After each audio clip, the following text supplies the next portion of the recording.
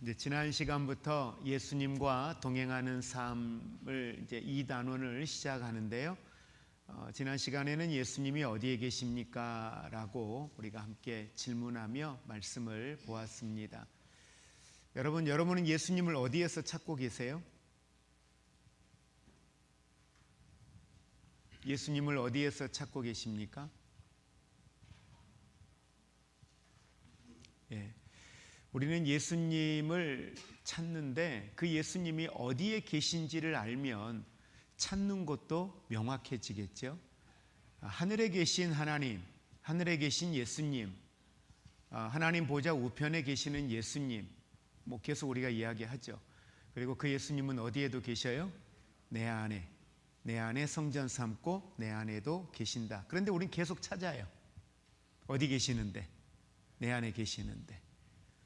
그래서 그분은 자꾸 어디에서 찾는다는 건 내 안에 계신다는 것을 내 스스로가 인식하지 못하고 있는 거죠.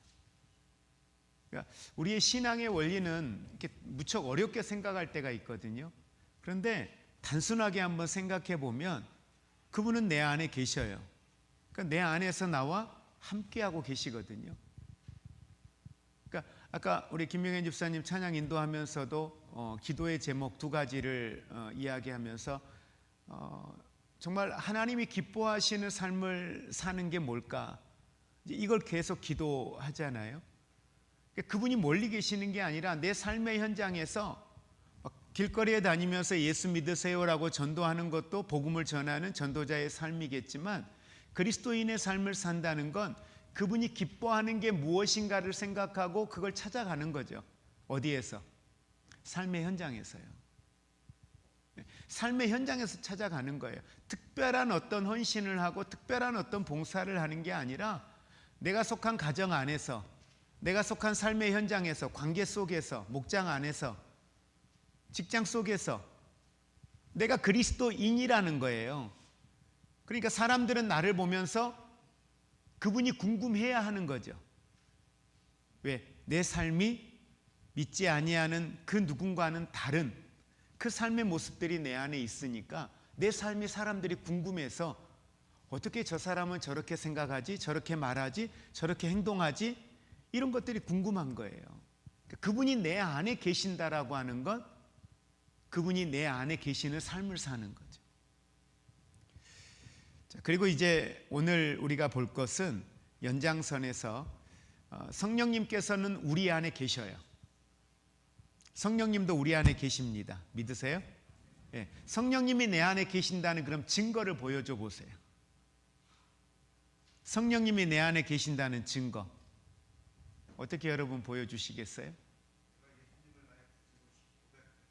네, 내가 예수님을 나의 구주로, 나의 구원자로 고백하는 것, 그것이 내 안에 주님이 계신다는 증거입니다. 예, 맞습니다.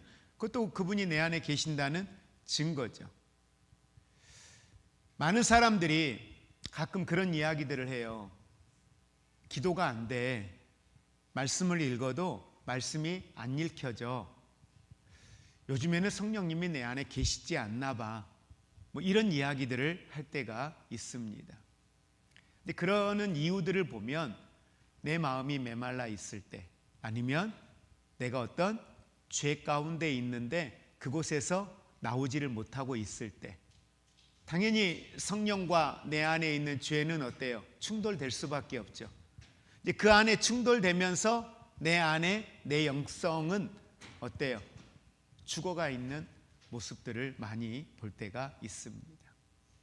그래서 죄에 넘어지거나 신앙이 메마를 때, 영적 생활, 기도 생활, 말씀을 읽는 생활들이 약해질 때 사탄이 그걸 내버려 둘 리가 없죠. 그 마음에 내가 주인 되는, 환경과 형편을 쫓는, 거기에 마음과 에너지를 쏟게 하는, 그래서 좌절하고 절망하고 낙심하게 만드는 이런 일들이 가득해지죠. 그러니 기도가 회복이 안 되죠. 그러니 말씀을 읽어도 말씀이 내 마음에 새겨지지를 않습니다. 그러면서 예배를 드리니 예배가 어때요? 전혀 마음에 감동이 없죠. 그래서 예배를 드리고 돌아갈 때에도 마음이 평안치가 않는 모습을 봅니다. 그럴 때 사람들은 성령이 떠났다고 생각합니다. 그러나 성경은 절대 그렇게 말하지 않아요. 여러분이 죄 가운데 있다고 해서 성령이 여러분을 떠났다, 여러분 그러지 마십시오. 그러면 성령은 여러분 안에 늘 계시지 않는 게 돼요. 네. 자, 두 번째, 하나님의 자녀를 구분하는 기준이 있습니다. 자, 질문에 뭐라고 했어요? 하나님은 어떤 기준으로 이 사람이 하나님의 자녀인지 아닌지를 보실까? 성경은 고린도후서 13장 5절에 이렇게 말합니다. 같이 천천히 읽습니다. 너희는 믿음 안에 있는가? 너희 자신을 시험하고 너희 자신을 확증하라. 예수 그리스도께서 너희 안에 계신 줄을 너희가 스스로 알지 못하느냐? 그렇지 않으면 너희는 버림받은 자니라. 아멘. 핵심은 뭐냐면 그 사람 안에 성령이 계시는가? 성령이 계시면 그는 하나님의 자녀일 것이고, 성령이 안 계시면 구원받지 못한 자일 것입니다. 예수님은 이런 약속을 하셨어요. 요한복음 14장 18절에 오늘 본문 내가 너희를 고아와 같이 버려두지 아니하시겠다라고 말씀합니다. 예수님은 절대로 성도를 그냥 버려두지 않습니다. 이건 약속입니다. 그런데 많은 성도들이 자신들의 인생의 문제를 만나면 혼자 해결하려고 해요. 그러니 외롭죠. 그리고 자꾸만 하나님이 멀다고 느껴져요. 하나님이 가까이에 계신다라고 생각하지 않습니다. 그래서 많은 그리스도인들이 고아처럼 신앙생활을 해요.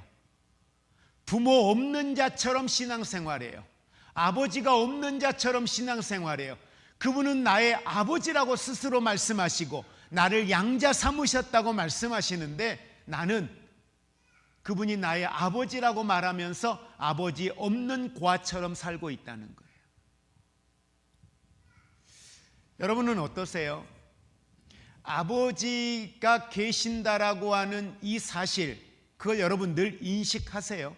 하나님이 나의 아버지이시다 라고 하는 사실, 내게는 언제 나의 좋은 친구가 있다, 나의 조력자가 계신다, 나를 돕는 자가 있다 라는 의식들을 여러분 늘 하시면서 신앙생활을 하십니까? 이게 우리의 일상의 삶에서 늘 우리 마음속에서 이것들이 고백되어지고 또 그것들이 내 삶에서 나타나는 하나님의 은혜가 늘 있기를 원합니다. 근데 이제 우리가 성령이 내 안에 계시느냐, 성령이 충만하냐, 이걸 자꾸 뭘로 확인하려고 하면 체험으로 확인하려고 해요. 은사로 확인하려고 해요. 방언을 하면 성령 체험을 했고, 방언을 하면 그 사람은 성령의 사람인 것 같아요. 근데 여러분, 방언해도, 방언으로 기도해도 전혀 성령과 상관없이 사는 사람도 수두룩해요.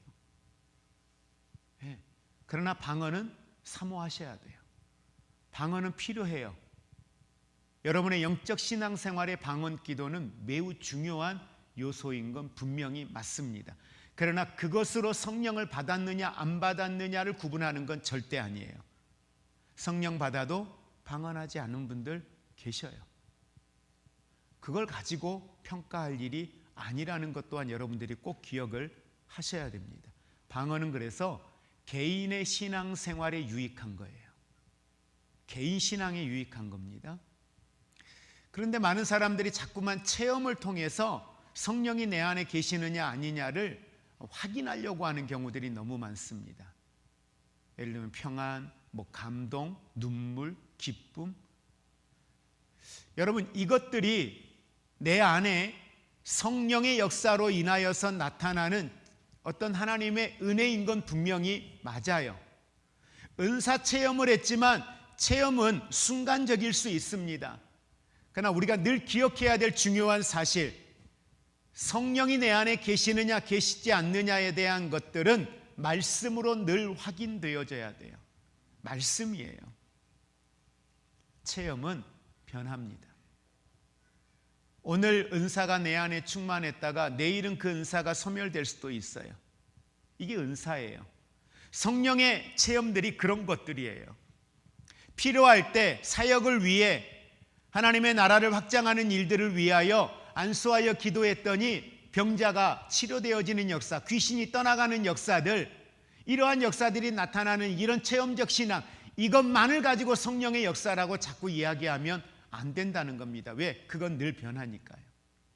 그래서 우리는 말씀으로 성령의 증거를 확인해야 됩니다. 자, 첫 번째 증거가 바로 예수님을 주로 고백하는 겁니다. 아까 앞에 질문에 대해서 장기성 집사님 말씀하신 것처럼 예수님이 누구시냐, 예수님이 누구시냐에 대한 신앙의 고백, 여러분, 예수님을 여러분은 누구라고 고백을 하십니까? 여러분에게 예수님은 어떤 분이세요? 여러분에게 예수님은 어떤 분이세요? 나와 함께 하시는 분, 모든 일에 나와 함께 하시는 분. 예? 또요. 여러분의 이야기를 한번 해보세요. 여러분에게 예수님은 어떤 분이세요? 나의 주. 예, 또요. 이게 다 같이 공개적으로 하니까 옆에 세 분, 네 분 이렇게 보시고 한번 이야기해 보세요. 예. 예수님은 어떤 분인지, 나에게 예수님은 어떤 분인지. 예, 한번 이야기해 보세요. 저를 보지 마시고 옆에, 뒤에 이렇게 이야기 좀 한번 해보세요. 교회 테이블을 원탁으로 놓을까 봐요. 원탁으로. 둘러 앉아서 보고 이야기 나누시게. 영훈아, 엄마는 예수님이 누구라고 얘기하시니? 엄마 얘기 말고 그럼 너는 예수님이 누구야? 소망. 예수님은 내게 소망이다. 예. 이제 시간이 있으면 이걸 갖고 막 또 얘기해야 되는데 더 여쭤보면 안 될 것 같고, 여러분에게 예수님은 어떤 분인지 한번 기록을 해보시기 바랍니다.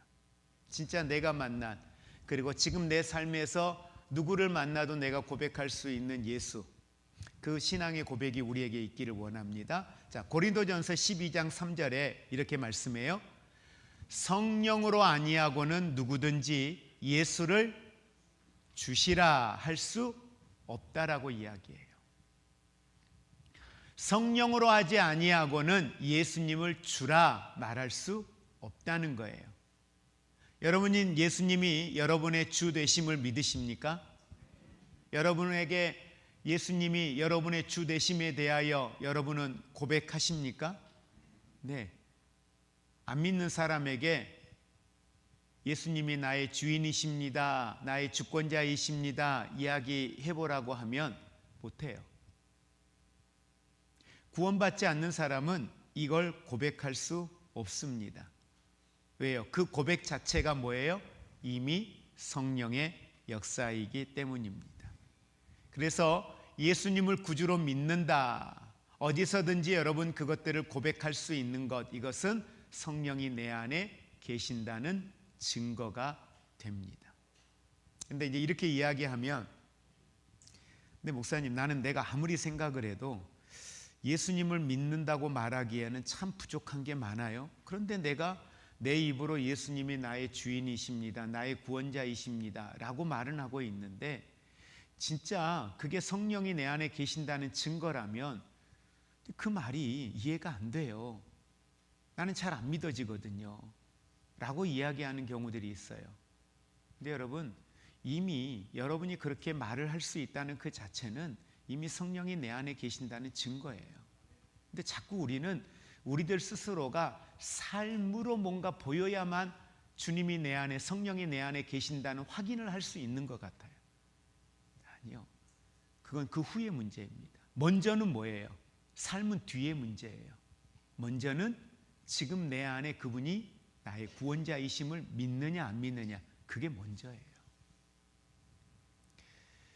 자, 두 번째 증거는 하나님을 누구라고 불러요?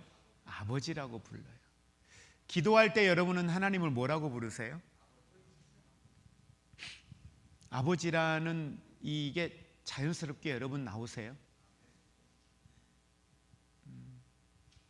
여러분에게 아버지는 어떤 분이신지 모르겠어요.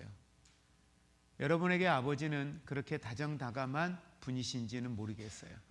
누군가는 이 아버지라는 단어가 참 불편한 단어예요. 왜?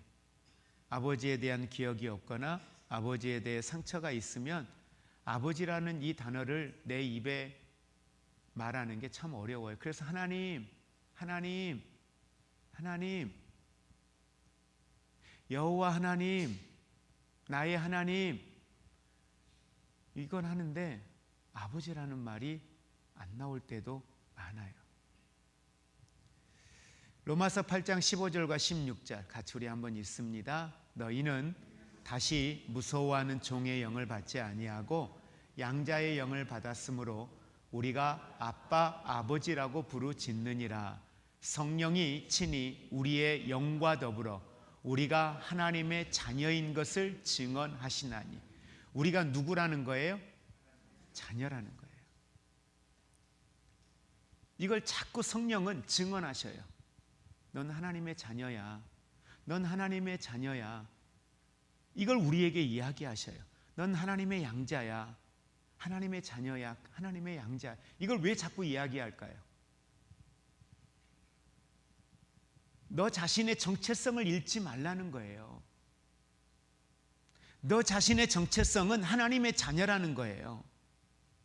물론 하나님의 자녀라고 하는 말 속에는 확장을 하면 우리가 묵상할 수 있는 내용들이 너무 많죠. 왜? 아버지가 가지고 있는 권세와 능력이 다 나의 것이 되는 거니까 그 속에서 묵상할 수 있는 게 많아요. 근데 그 권세와 능력 중요해요. 그러나 그걸 묵상하기 전에 더 중요한 거, 내가 누구냐는 거예요. 난 그분의 자녀라는 거예요. 그럼 그분은 나의 뭐예요? 나의 아버지시라는 거예요.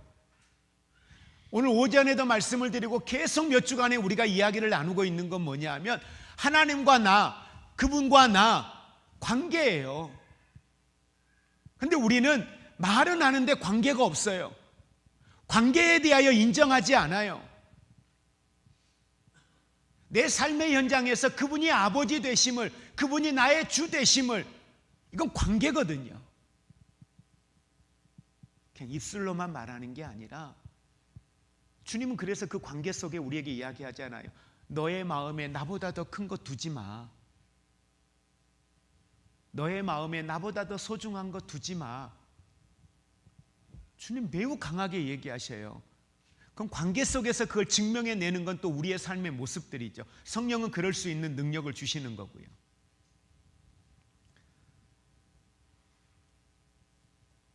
여러분, 왜 우리에게 성경은 아버지라는 이야기를 자꾸 할까요? 하나님은 심판자가 아니라는 거예요. 두려운 존재가 아니라는 거예요. 두려운 존재, 심판자, 그게 아니라 하나님은 그냥 아버지예요. 그냥 아빠예요. 네, 그냥 아빠. 이것이 바로 종의 영이 아니라 무슨 영을 우리가 받았어요? 양자의 영. 이제 저와 여러분은 예수 그리스도를 믿음으로 말미암아 종의 영이 없어요. 우리에게는 양자의 영이에요. 양자예요. 그분의 영이 내 안에 계셔요. 그리고 성령이 내 안에 계신다는 증거는 바로 은혜를 깨닫는 거예요. 여러분 한번 여쭤볼게요. 설교를 들으면서 은혜 받았다. 설교를 들으면서 내 안에 죄가 깨달아진다. 설교를 들으면서 내 안에 하나님이 이런 분이시구나. 그래 맞아, 하나님이 이런 분이지 하면서 그 하나님에 대해서 좀 더 깊이 알면서 그게 은혜가 되고 그게 기쁨이 되고 그게 행복이 되고 그런 경험이 여러분 있으세요?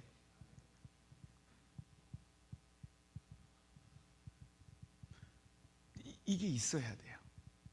그게 있다는 건 뭐예요? 그건 감정으로 되는 게 아니에요. 그건 뭐예요? 성령으로 되는 거예요. 그래서 내가 성령이 내 안에 계신다는 걸 뭘로 깨달을 수 있냐면 은혜를 깨닫는 거예요.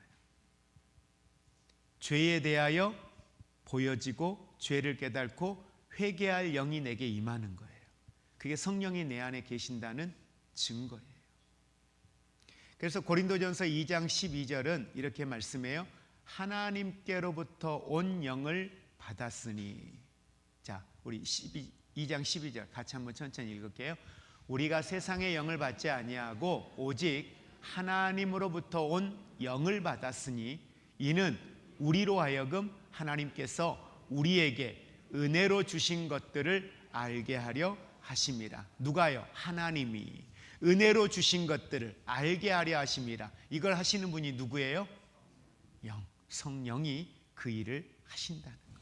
그래서 여러분, 주일날 여러분들이 교회에 오셔서 예배 전에 기도할 때에 무슨 기도하세요? 뭘 자꾸 달라는 기도, 이거 여러분 예배 전에 하지 마세요. 우리가 구할 건 뭐예요? 하나님의 영이, 내 안에 계신 하나님의 영이 내 영을 깨우셔서, 내 감각을 깨우셔서 예배하는 중에 찬양과 기도와 말씀으로 내 영을 깨워 주옵소서. 내 죄성들을 하나님 보게 하여 주시옵소서. 회개의 영을 부어 주시옵소서. 은혜 아래 머물게 하여 주시고 하나님의 은혜가, 하나님의 속성이 내 안에 깨달아지고 믿어짐으로 말미암아 하나님을 향한 온전한 내 여호와를 송축함이 있는 거룩한 예배가 되게 하여 주시옵소서. 여러분, 이게 되어야 그 안에 내가 머물고 그 안에 내가 머물 때 내 삶이 능력이 돼요. 상황과 환경을 뛰어넘고 감당할 수 있는 능력의 삶을 살아요. 그런데 우리는 주일날 예배를 드리러 와서조차도 무슨 기도해요? 자녀 기도하고요. 무슨 기도해? 내 안에 있는 삶의 문제들을 가지고 기도하고요. 계속 내가 원하는 것만 이야기해. 하나님 이야기는 들으려고 하지 않아. 하나님이 무슨 말을 하시는지 들으려고 하지를 않아. 예배를 드리는 그 시간만이라도 하나님이 뭐라고 말씀하시는지 내가 듣겠나이다 말씀해 주십시오. 내가 하나님의 음성을 듣기를 원합니다. 내가 주님 말씀을 통해 내가 주님을 알기 원합니다. 오늘 내 앞에 있는 상황과 환경 속에 마땅히 행할 바들을 나로 하여금 알게 하시고 지혜를 주시고 내 삶에 묶인 것들이 오늘 예배 중에 풀려지고 회복되어지게 해 주옵소서. 아니, 죄를 죄로 깨달지도 못하는데 자꾸 내가 원하는 것만 구하면 뭐예요? 응답도 안 돼요. 여러분, 죄송한데 내 안에 해결되지 않는 죄성이 나를 가로막고 있는데 자꾸 기도한다고 그 기도가요, 그건 죄송한데 그건 하나님 앞에 구하는 기도라고 하시면 안 돼요. 그건 그냥 죄송한데 종교적인 거예요. 여러분, 종교와 기독교의 차이가 뭐라 그랬어요? 기독교는 종교회 아니에요? 아니라고 말씀드렸어요. 종교는 뭐예요? 사람이 자기의 필요에 의해서 사람이 찾아가는 거예요. 그런데 우리 기독교는요, 우리가 하나님을 찾아간 게 아니에요. 하나님이 우리를 찾아오신 거예요. 십자가를 가지고 찾아오신 거예요. 생명을 가지고 찾아오신 거예요. 예수 믿으면서 자꾸 종교 생활하면 안 되는데 우리가 거기에 머물러 있을 때가 많죠. 성령은 은혜를 깨닫게 합니다. 성령은 말씀을 이해하게 하십니다. 성령은 우리 안에 감사의 영을 부어주셔요. 여러분 한번 잘 보십시오.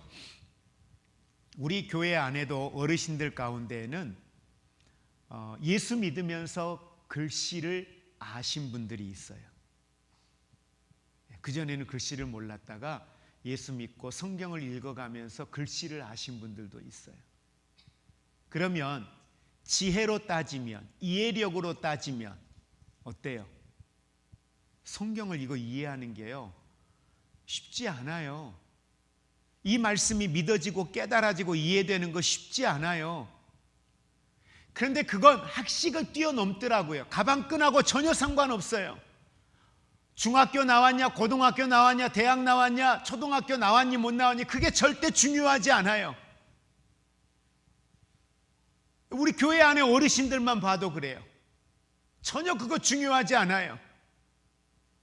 이해력으로 따지면 이해가 안 돼야 되는데 성경이 너무 아무렇지 않게 이해가 돼요. 그게 믿어져요. 그리고 너무 그게 당연하게 받아들여져요. 맹목적인 게 아니에요. 성령이 그 말씀이 깨달아지게 하는 거예요. 그 말씀이 이해되게 하시는 거예요. 그러니 이해가 돼요. 그러니 믿어져요. 그게 성령이 내 안에 계신다는 증거입니다. 성령이 내 안에 계시면요, 평범한 것도 지극히 당연한 것도 뭘로 바뀌어요? 감사로 바뀌어요.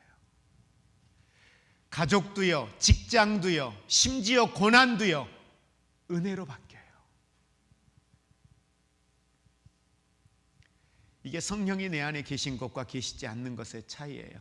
성령이 내 안에 계시지 않는 사람은요, 내 삶에 어떠한 좋은 환경과 변화가 일어나도 그걸 감사로 받지 못해요. 그러나 성령이 내 안에 계시는 사람은 지극히 당연한 것도 그걸 감사로 받아요. 감사로 고백해요. 당연함으로 여기지 않는다는 거죠. 그러고 보면 우리가 우리의 삶을 이렇게 들여다보면 여러분은 감사가 여러분의 생활 속에, 입술의 언어 속에 감사가 더 많으세요? 아니면 불평, 불만, 짜증, 화, 이게 더 많으세요? 네? 지금 질문하는 거예요. 어떤 게 더 많아요, 여러분은? 한번 옆에 분에게 한번 물어보세요. 권사님, 나한테만 솔직히 얘기해 보세요. 권사님은 감사가 많아요? 화가 많아요? 한번 이야기해 보세요. 김영상 집사님 뭐래요, 권사님이?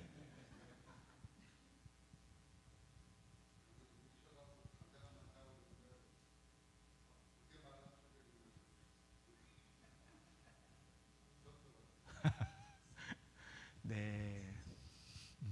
얼마나 좋아요, 솔직하게 우리가. 네. 여러분은 어떠세요? 조재현 집사님, 김영남 집사님이 평소에 감사가 더 많은 것 같아요? 불평이 더 많은 것 같아요? 자, 자진납세 합시다. 옆에서 얘기하면 또 싸우니까. 집사님 어떻게 생각해요? 어때요? 반반. 참 교묘하게들 피해가요. 네. 몇 대 몇?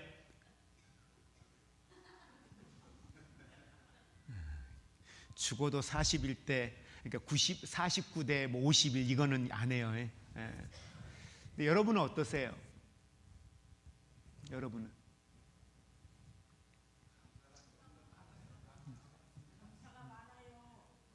네, 그렇죠. 당연한 걸 그렇게 자꾸 물고 시간을 끌고 빨리 끝내지, 그렇죠. 네. 근데 제가 저를 보면 진짜 감사가 많나? 내 입에서는 하루 생활 속에서 감사라는 단어가 더 많이 나오나? 아니면 한숨? 아니면 불평스러운 단어가 더 많이 나오나? 한번 생각을 여러분 해보셨으면 좋겠어요. 카운트 한번 해볼 수 있으면 카운트 한번 해보세요.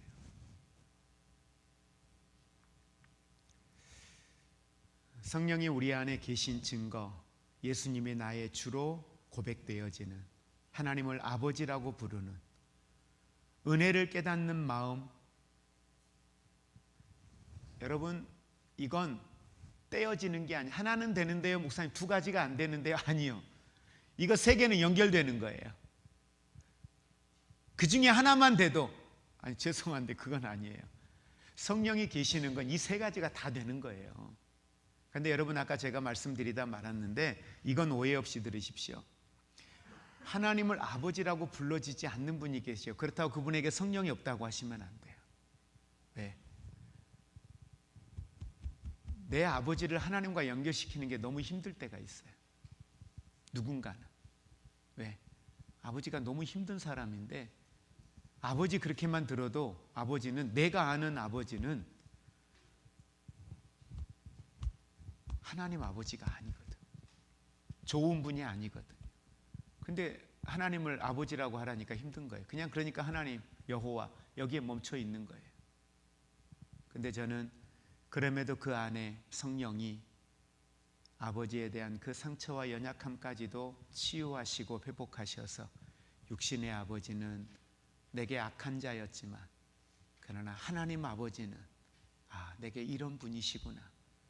그래서 그 하나님을 다시 내가 아버지라고 부를 수 있는 신앙의 자리까지 회복과 치유의 은혜가 일어나기를 위해서 여러분들 함께 기도해 주시고요. 다만 오늘 우리가 성령이 내 안에 계신다는 건 우리의 삶에 놀라운 언어의 회복이 일어나는 거예요. 그래서 여러분, 자꾸 이건 고백하고 선포하는 게 필요해요.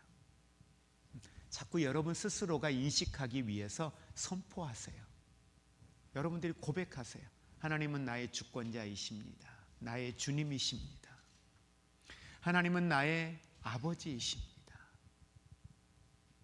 예배를 드리기 전에 우리가 하나님 앞에 기도하며 하나님, 내 안에서 이러한 영성들이 회복되게 하여 주옵소서. 그렇게 기도하는 건 뭐예요? 성령이 내 안에 계시니 그 회복을 성령을 통하여 일으키시는 능력이 성령이 가능하다라는 걸 내가 인정하는 거잖아요.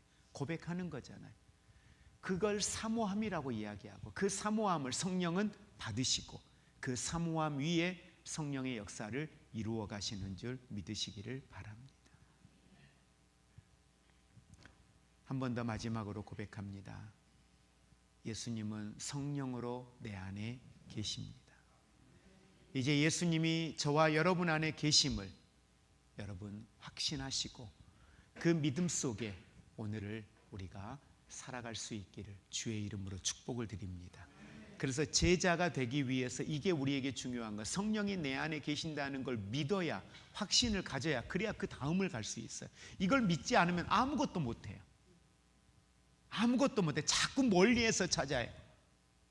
멀리에서 찾는다고 그분이 이곳으로 오시느냐? 아니요. 이 안에 계신 그 성령을 내가 믿고 그분과 함께하는 것, 그게 우리에게 동행이라고 하는 걸 자꾸 여러분, 저쪽에 계시는 분이 여기 와서 내 손잡고 가는 거 아니요.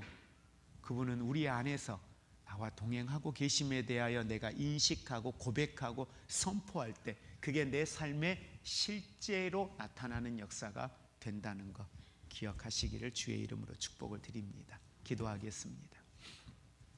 이 시간 함께 우리 기도드리기 원합니다. 성령님은 우리 안에 계십니다. 그 증거는 너무도 분명하죠. 하나님이 나의 주 되심을 고백하고 있다면 성령이 내 안에 계신 증거입니다. 하나님을 아버지라고 부르고 계신다면 성령이 내 안에 계신 증거입니다.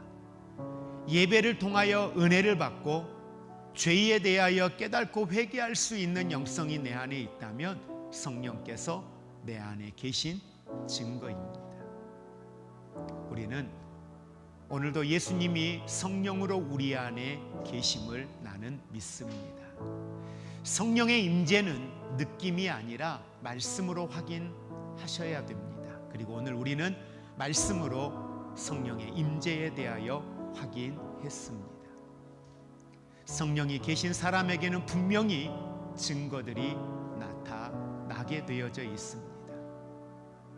하나님, 이 한 주간 내 삶을 통해 성령이 내 안에 계심을 증거로 나타내며 오늘을 살아가는 우리가 되게 하여 주시옵소서. 날마다 그분을 나의 주로, 나의 아버지로 고백하며 오늘을 살아가게 하여 주옵소서. 함께 기도하겠습니다.